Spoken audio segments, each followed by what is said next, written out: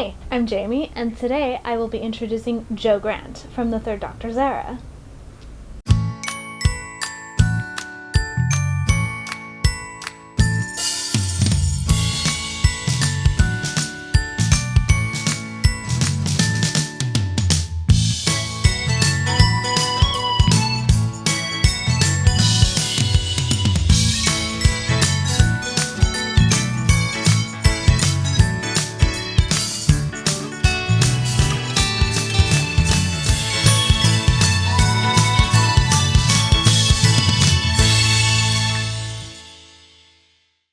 Jo is a companion from 1971 to 1973. Thanks to connections through her uncle, Jo was able to get a job at UNIT as a civilian employee. The Brigadier assigned her as the Doctor's new assistant, the kind of girl who would just stand there, give him his test tubes, and say, "Wow, Doctor, you're so remarkable." Jo appears in a total of 15 stories and 77 episodes. So Jo Grant starts off in season 8, in the very first episode, along with the Master, which is Terror of the Autons. After that, it's the Mind of Evil. And then we're on to the Claws of Ox, and then the Colony in Space, and then the Daemons, one of my favorite episodes. After that, we're on to season 9, and that follows with Day of the Daleks, the Curse of Peladon, the Sea Devils, the Mutants, and then finally the Time Monster. And then we're on to season 10, her last season. Then there's the Three Doctors episode, the Carnival Monsters, the Frontier in Space, Planet of the Daleks, and eventually her last episode, the Green Death. And of course she makes special appearances, but only in one episode, and you probably already know the episode I'm going to mention. She appears in the Sarah Jane Adventures episode, Death of the Doctor. And of course you know what I'm gonna say. She appears in numerous Big Finish audios. You've heard it before. Jo was a rather clumsy young woman, and she was determined to prove others wrong about her capabilities.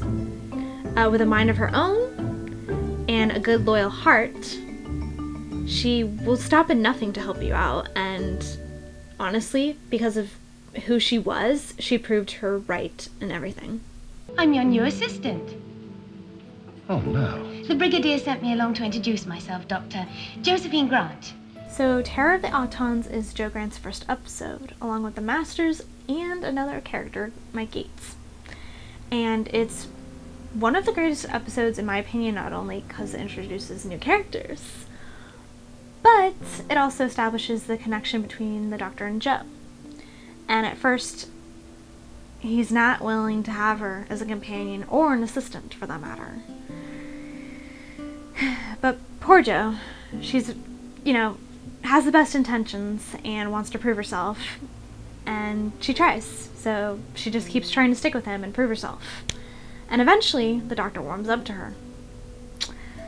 And throughout their run, you can see it. You can see them slowly connecting. And especially in the Daemons episode, you see it right there.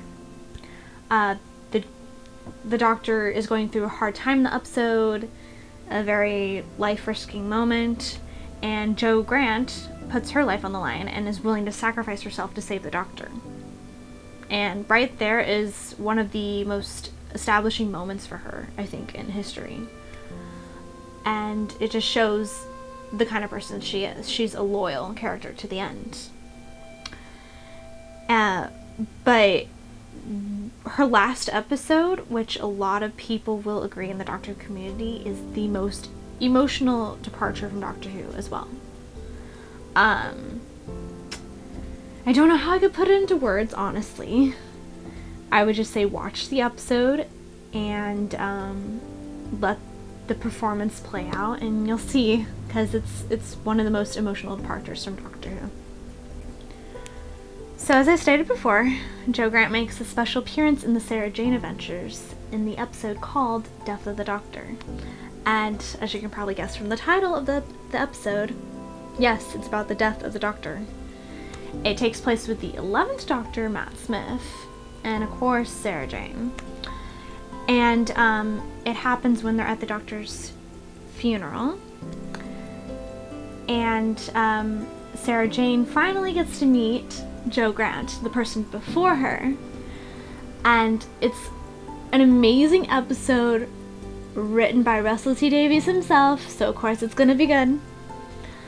And it just reunites two Doctor Who companions, and it has so many feels. But you kind of get to see a little bit of Joe's life after the Doctor, after she married Clifford, and so on, and it's amazing. So you've got a married couple in the TARDIS? Mr. and Mrs. Pond. I only left you because I got married. And Did you think I was stupid? why'd you say that? Well, I was a bit dumb. Still am, I suppose. Now, what in the world would make you think that ever? We'd been traveling down the Amazon for months, and we reached a village in Cristalino, and it was the only place in thousands of miles that had a telephone. So I called you. I just wanted to say hello, and they told me that you'd left UNIT, never came back. So I waited because you said you'd see me again. You did. I asked you, and you said yes. You promised. So I thought, one day I'd hear that sound deep in the jungle. I'd hear that funny wheezing noise and a big blue box right in the middle of the rainforest, because he wouldn't just leave. Not forever. Not me. I've waited my whole silly life. Oh, but you're an idiot. Well, there we have it. No, but don't you see? How could I ever find you? You spent the past 40 years living in huts, climbing up trees, tearing down barricades. You've done everything from flying kites on Kilimanjaro to sailing down the Yangtze in a tea chest. Not even the TARDIS could pin you down. Hold on. I did sail down the Yangtze in a tea chest. How did you know? That family, all 7 kids, 12 grandchildren, 13th on his way. He's dyslexic, but that'll be fine. Great swimmer. So you've been watching me all this time? No. I guess you're right. I don't look back. I can't. But the last time I was dying, I looked back on all of you, every single one. And I was so proud.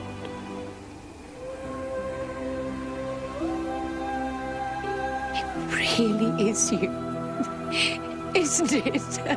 Hello. So as for life after the Doctor, this is how Jo's goes down. So in her last episode, The Green Death, her departure for the Doctor is she ends up meeting an activist scientist called Clifford Jones. And the two of them end up falling in love throughout the episode, to the point where she ends up leaving the Doctor and decides to marry Cliff instead. And that's why it's an emotional episode. But after that, it's kind of explained in the Sarah Jane Adventures episode. And her life is she marries Clifford, they have kids, and they have grandchildren. And they go on many adventures around the world, because that's where his job takes them. And that's just life after the Doctor. It's amazing. I just love it. So now we're on to Joe Grant trivia. So, Joe Grant was honestly just created to be the character that filled the role of the Doctor's assistant. You know, the person that would pass the test tubes and say, "Doctor, you're brilliant," and ask him tons of questions. Yeah.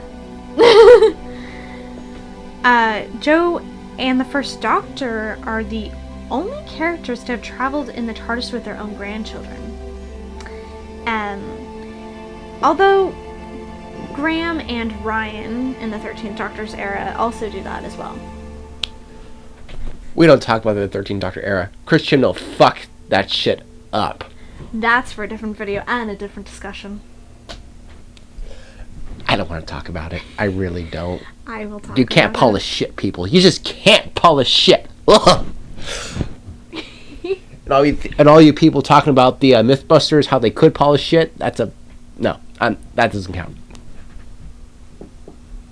Other sources, including Barry Letts, have said that there was an initial idea to make the character more exotic, with a tougher, sexier edge, but not academically brilliant. And that was to give the Doctor the much-wanted chance to play the father figure. Which, honestly, he got with Jo Grant anyway, with the way she was, so...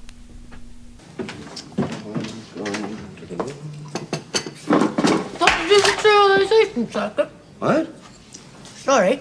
I said, is that the dematerialization circuit? No more trouble there, thank goodness. I can now take the TARDIS wherever and whenever I like. I've got absolute control over her. Now that Time Lords have forgiven you. Yes, exactly. What is it, then? What, this? Well, this is the space-time coordinate programmer. Richard thinks nearly worn out. What's the trouble with the TARDIS? She's getting on a bit, you know, Jo. Well, we never got from FB3. Look, must you? I'm sorry. It's my breakfast. I said, no wonder we never got to Metabolus 3. There's precious little protein in an apple, you know. Protein's the thing for breakfast, Jo. Eggs and bacon. Blech. The writers initially intended to have a romance between Jo Grant and Mike Yates, hence why his character was really created to begin with, but it didn't end up playing out. Why? Shit happens. So, as for fun facts I could find about Katie Manning, who played Jo Grant herself, what a lovely woman, by the way. Here's some facts I found. So, similar to Pertwee's Doctor, Jo Grant was an action-style character, with the actress performing some of her own stunts. And understandably so, given that her diminutive stature could not easily be doubled by a male stunt performer. Though it is debatable whether the character fully broke any stereotypes. Reflecting on her appearances, Manning stated that feminism wouldn't have been discussed around my era, which is true, it's the 70s, come on. But it was not a concern in her depiction of Jo. She felt Jo provided a good contrast to the Doctor's intellectual confidence. She's able to handle a situation one moment before acting irrational the next. This made it exciting for everybody. Manning felt that though academia was not her strong point, loyalty was. Stating that the character would go through hell and high water for any of the unit group. This means she is a cinnamon roll. So she's like a Cinnabon. No, she's the cinnamon roll who protects the squad. She's like, you guys are hurting? You hurt? No. She just put me in the mood for Cinnabon. I thought Princess Leia was a cinnamon roll. No, her hair is. What the fuck? Who is this bitch? Lucas is. Okay, why are we getting into Star Wars now? I don't know. They're both in space. Go away. It's an adventure in time and space, and that's Star Wars. And that's Doctor Who. They both suck nowadays because Rian Johnson fucked up Star Wars, and Chris Chibnall fucked up the 13th Doctor. Never mind. Yeah, just go. I don't know if any of you have heard this, but it is a Big Finish audio, and it's pretty much a Big Finish audio series called Iris Wildtime, and Katie Manning portrays this Time Lady in it. I don't know much about her, or her character really, but I plan to, so we should check it out. So here's a fact that I loved, that I learned a long time ago about Katie Manning and her time on Doctor Who, and it's inspirational to me. I don't know why, it's just inspirational. So Manning is famously short-sighted. A story regarding Manning's short-sightedness is often related about Terror of the Autons, her first episode.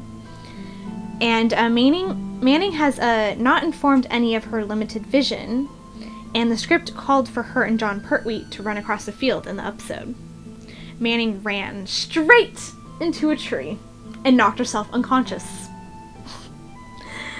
From then on, whenever a story was called for the Doctor and Joe to run across quarries or down corridors, you could see John Pertwee grab her hand and lead her. And I love it, because I feel it, girl. I feel it. Like, I'm an actress, I have to wear glasses because I'm nearsighted and I can't see without them. And, I would probably run into a tree too. But she still continues on to be an amazing actress either way. I love you. So if you've been on Google and you typed in Joe Grant or Katie Manning and you came across some questionable photos, here's the story why.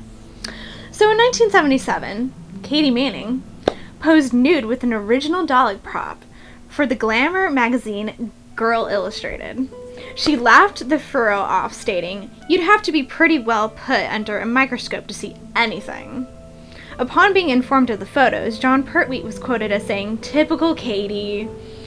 In a later interview, she stated the nude pictorial went over like a cup of cold sick. Woo! That bitch got naked? And there's photos? Yes. Is that you can, that's why I said you can go on Google, type in Joe Grant or Katie Manning, and it will pop up eventually, like, in the search. I bet you everybody's going to do that after this video, or during it. Or better yet, I could probably display those photos. But yeah, she did it. So Katie Manning had a short cameo in the Five-ish Doctors reboot. She's in it. So Katie Manning kind of reprised her role as Joe Grant, not besides the death of the Doctor, but also in other little things, like this one, for example. In 2015, she voiced Joe Grant in The Defectors alongside Sylvester McCoy as the Seventh Doctor. And in the Third Doctor Adventures, featuring Tim Treloar as the Third Doctor. She also recently, and I love this one too, because you can actually see it on YouTube, but she recently reprised her role as Joe Grant for the season 10 box set that recently came out for the Third Doctor era. Oh, that's cool. Doctor Who, The Collection, Season 10. Available to order now. Yeah, so there's actually like a short little thing called Catching Up with the Joneses or something, I think it's called. And she reprises her role as Joe Grant, and the guy who played Clifford Jones, who her character ends up marrying, and was also her boyfriend shortly in real life too. Yeah, they just reprised their roles for it. Wait a second. Was she in Dimensions in Time? No.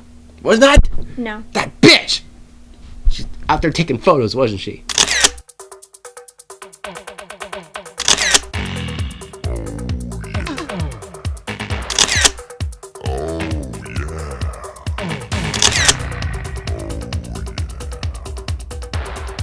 So the guy who played Clifford Jones in The Green Death, who Joe Grant's character ends up marrying, the actor who played him was also dating Katie Manning in real life during the time. Well, let me ask this. Did this Clifford guy dress up as a Dalek and he took photos with her? He's gonna make a joke with us now, because I told him. No. Or so we know. Dun dun dun.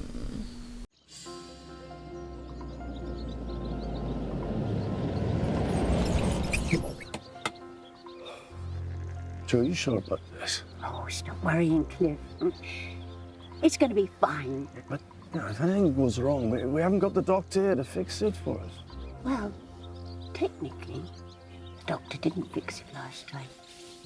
I did. Bring the gear, will you, darling?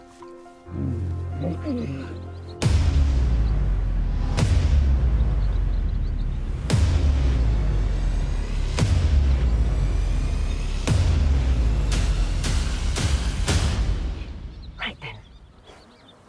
This one's for the doctor.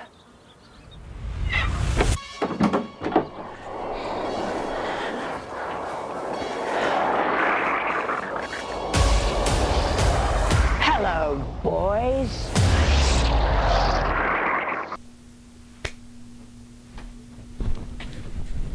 Is there complimentary photos in this box set? I don't know. Maybe.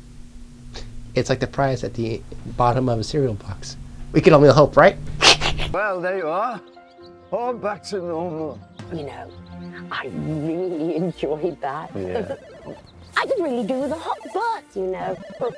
You know, that was the trouble with the TARDIS. The water was always freezing. The doctor could never work out how to fix those taps. I mean, everything else, oh yes, but taps, Joe, it's Mike Yates.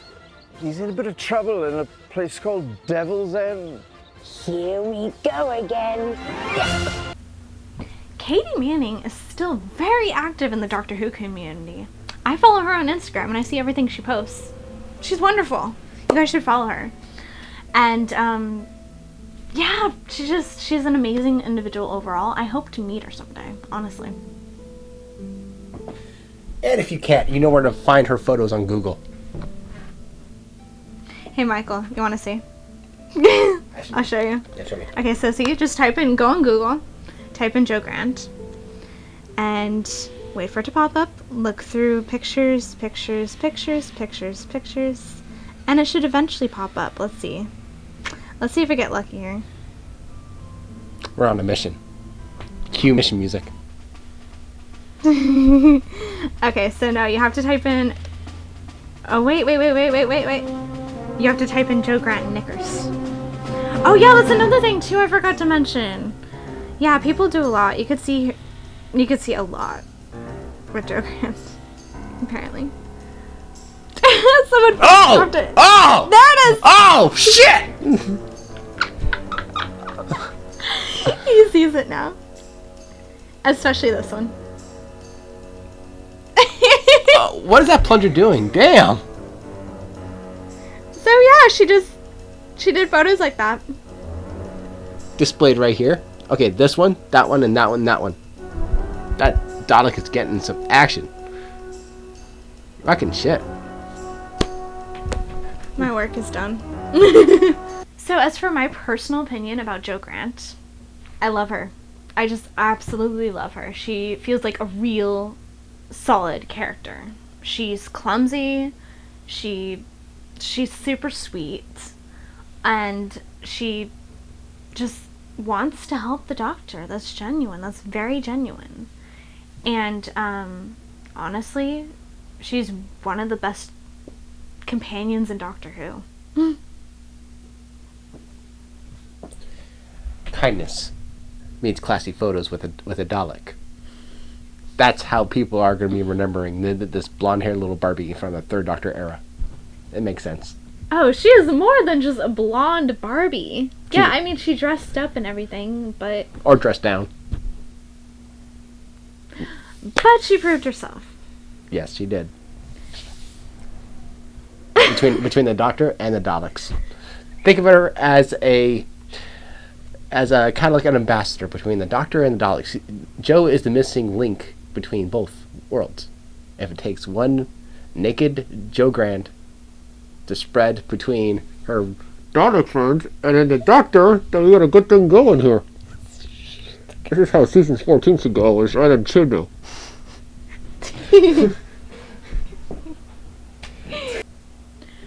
So, thank you for watching. As for season finales go, that was the conclusion of our season 1. There's going to be a season 2 and a 3. That's what we have planned out so far. Yes, we made a full 12 episodes. Yay! Thank you all for commenting and liking it and giving us support, because that's really been helping us out. Yes, thank you. I appreciate it. And humoring our videos. Yes, definitely. Humor. Yes, very much humor. Mainly on her end. I just talk a little bit here and there, that kind of thing. Oh no, he edits the videos. But she has input too. Sure. She's my screener, so she verifies it. She's like, all right, Michael, it's time to actually, like, put it online and see what people think about it. I'm like, okay, but if you don't mind this, it's like, no, that's fine. Yeah. So, if you have liked this video, be sure to like and subscribe to the channel. And pass it on if you want. And for our next video, we will be covering Zoe Harriet from the Second Doctor's era. This girl, she seems to be very futuristic and full of math.